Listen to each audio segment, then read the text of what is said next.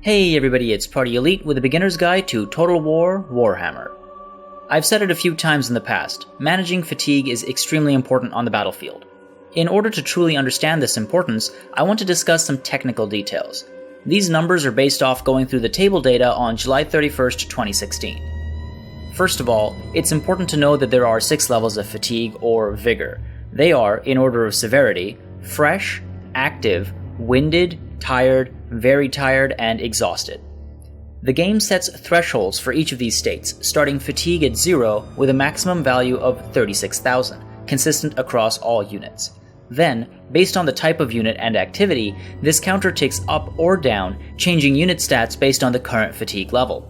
The ticker, I believe as a shot in the dark with some rough testing, is approximately 1 tick about every 10th of a second, and the thresholds are 4,400 for active, 8,000 for winded, 14,200 for tired, 20,000 for very tired, 29,000 for exhausted, and 36,000 is the maximum cap, still exhausted.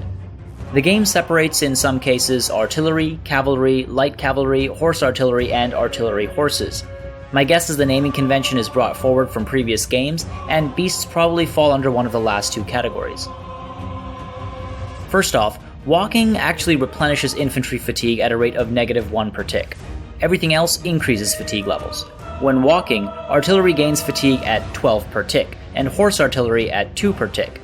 Running increases fatigue at the rate of 3 per for infantry and 4 per for everything else. Limbering is 6 per tick, and melee combat is 15 per tick.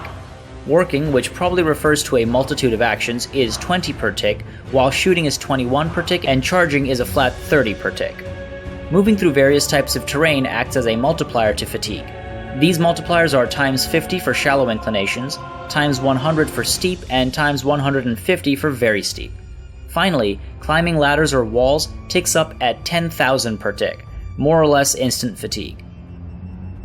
If you want to reduce your unit's fatigue levels, there are a few ways to do it, along with variables. As I said, walking infantry ticks down at 1 per tick, while standing ready or idle, outside or in a building, ticks down at 14. Idle in the rain and the fatigue ticks down at 6, and in the snow at 2 per tick. To summarize, once they're tired, it's hard but not impossible to recover. Now the next thing to cover is what fatigue actually does.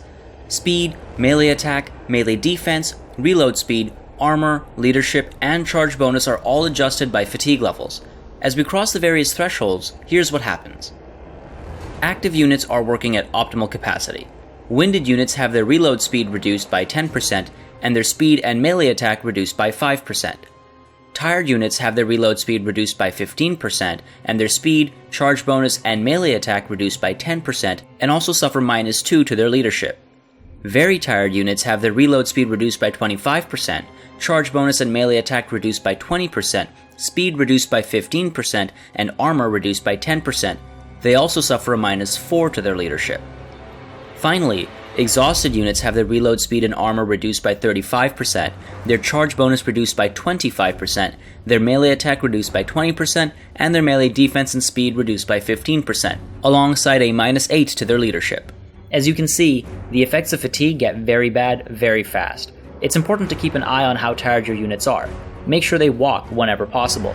Avoid steep inclinations when you're simply traveling across the field, and in a siege battle, try to use the doors and holes in the walls as opposed to ladders. Once fatigue piles up, it's very difficult to lower it and retain proper fighting capabilities, and better soldiers can be taken down by poorly trained but energetic warriors.